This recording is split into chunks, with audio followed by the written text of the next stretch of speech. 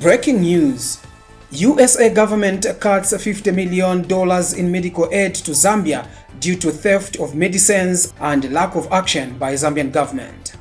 Hi and welcome to Generation TV. If you're new, please remember to give us a follow on TikTok, and on Facebook it's Generation Media Zambia. Alright, before I give you the details of this particular story, let's go for a short commercial break and then I'll be back on the other side. Are you looking for reliable forklifts at affordable prices? DataZone Equipment, an authorized Yinfa distributor, has got you covered. We have high quality, durable forklift trucks ready to work for your company. Like this one right here, widely used for cargo handling in factories, warehouses, stations, ports, and many more. Product advantages: 12 months warranty and free equipment service for 1 month. Low service life of engine and a low failure rate. Solid tires and high safety performance. Spare parts readily available and many more. Price: $20,000 negotiable. For more details, you can call or WhatsApp us now on 0962 80 11 56. Hurry, don't miss out on this fantastic offer. Thank you so much for staying tuned, ladies and gentlemen. And now the news in detail. The United States government has announced a reduction of $50 million, approximately 1.4 billion kwacha, in annual aid to Zambia for medications and medical supplies, citing ongoing systematic theft and lack of decisive action by the Zambian government. Speaking during a press conference at U.S. Embassy in Lusaka today, Ambassador to Zambia Michael Gonzalez made the announcement, expressing disappointment over the government's failure to curb the theft of donor-funded medicines meant to be distributed freely to the Zambian public. Mr. Gonzalez has disclosed that since 2021, the USA uncovered widespread theft of ARVs, antimalarials, and TB drugs provided through American assistance. He says investigations have revealed that 95% of Zambian pharmacies selling these products were dealing in stolen goods, with 45% of them selling US donated supplies. Despite repeated alerts and offers of technical support, the ambassador says the Zambian government has failed to take meaningful action, focusing only on low and mid-level arrests while shielding high-level offenders. More details in this video. This is Generation TV. It is with a heavy heart that I must announce that the United States is cutting $50 million, that's 1.4 billion kwacha, in annual aid to Zambia provided for medications and medical supplies. For more than 1 year, the government of the United States has requested tangible action from the government of Zambia to respond to the countrywide systematic theft of these products provided by the United States. In the face of minimal action, responsive action by the government of Zambia, the United States is taking necessary steps to safeguard and ensure the accountability of U.S. American taxpayer funds. For more than 60 years, the United States and Zambia have shared a strong friendship. Because of our commitment to Zambia and the Zambian people, in recent years, the United States has invested more than $600 million a year, that's nearly 17 billion kwacha annually, toward our shared goals of economic development and improved health and public well-being. Roughly 1 in every 3 kwacha spent on public health in Zambia comes as grant assistance from the American people. As part of this, in recent years, the United States has provided approximately $128 million annually, that's about 3.5 billion kwacha every year, to buy medications to treat HIV, malaria, and tuberculosis, as well as to provide the technical and operational support for Zambia's national health supply chain. These medications and supplies are intended to be provided for free to the Zambian patients in need. Now today, millions of Zambians are living longer, healthier lives because of this assistance, which comes again in the form of grants, not loans, provided by the American taxpayer. We're incredibly proud to have partnered with Zambia to reverse the AIDS epidemic and to reach epidemic control today. Due to joint efforts by the United States and Zambia, 98% of Zambians living with HIV know their status. Our investments in Zambia are intended to benefit the Zambian people.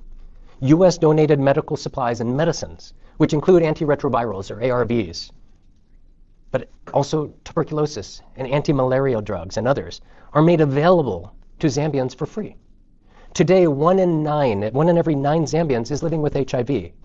But the majority of those 1.3 million Zambians is virally suppressed. They can't transmit the virus because of ARVs provided by the United States and intended for free distribution. However, I am disappointed to share publicly today that since 2021, we've uncovered systematic theft of life-saving medicines and other products that were intended for free for the Zambian public, including ARVs and anti-tuberculosis, anti-malaria treatments. Now, as soon as we discovered this countrywide theft in late 2021, we immediately informed the Zambian government of our findings, and we initiated an across-the-country, on-the-ground assessment of private pharmacies to understand the extent of the issue. From 2021 through late 2023, our buyers visited more than 2,000 pharmacies in every province and district of this country that sell the same types of products that the United States provides for free to Zambia's healthcare system. Shockingly, across these visits, 95% of the pharmacies that were selling the kinds of products that the United States provides were also selling stolen goods. Of those pharmacies selling stolen goods, 45% were selling stolen products that the United States had provided to Zambia for free for Zambians in need.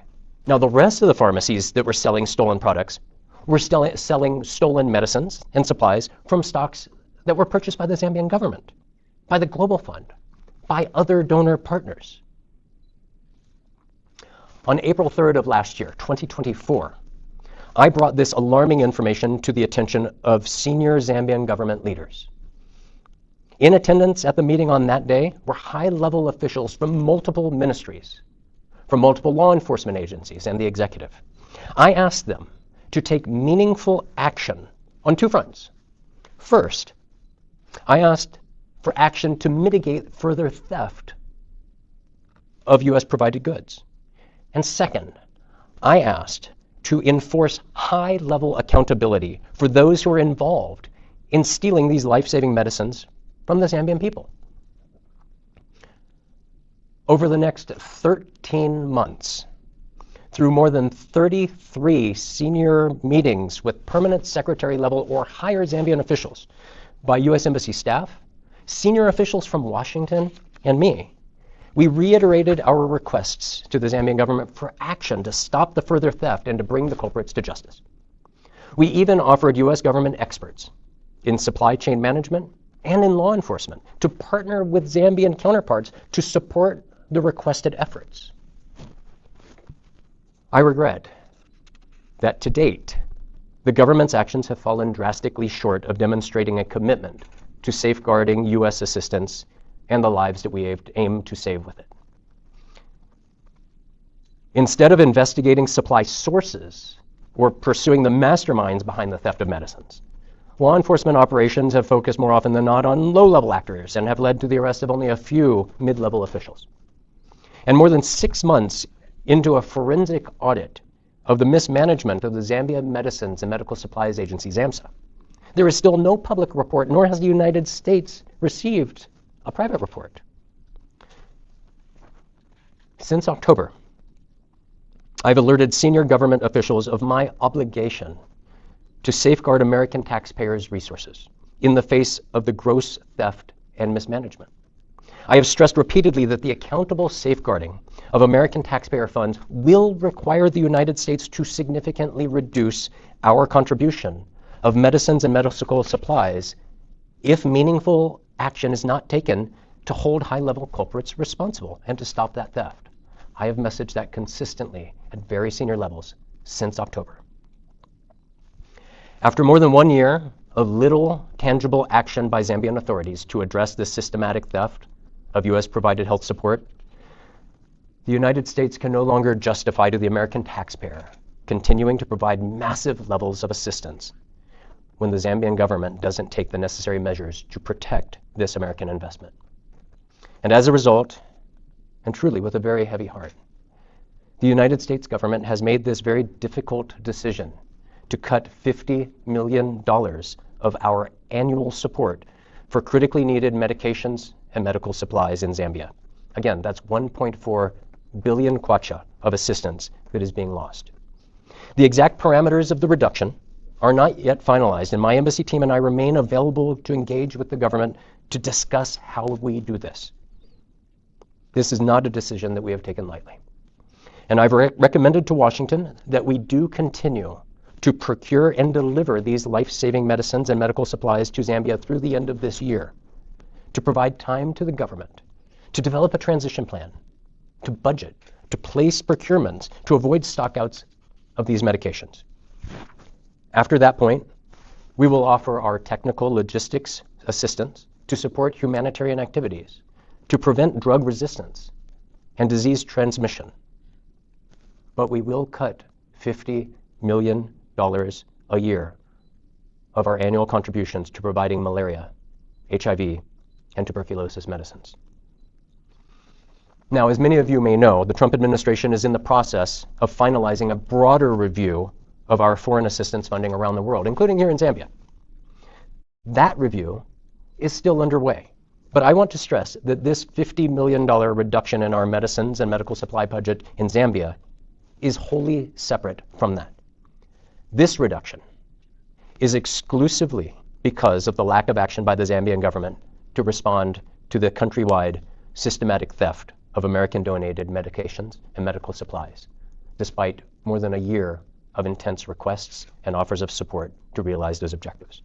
Moving forward, the United States does remain committed to supporting Zambia and the Zambian people to realize the massive, massive potential that this great country possesses. Zambia's prosperous economic future and a healthy population that's going to drive that future is absolutely in our shared interest between Americans and Zambians. The United States remains deeply interested in contributing to that future. But we are no longer willing to underwrite the personal enrichment of fraudsters or the corrupt when patients go without or have to buy life-saving medications that we've provided for them for free, and the Zambian government doesn't take action to enforce meaningful accountability or introduce systematic reforms to ensure that those resources that belong to the people actually reach them. I thank you for joining me here today, and I'm happy to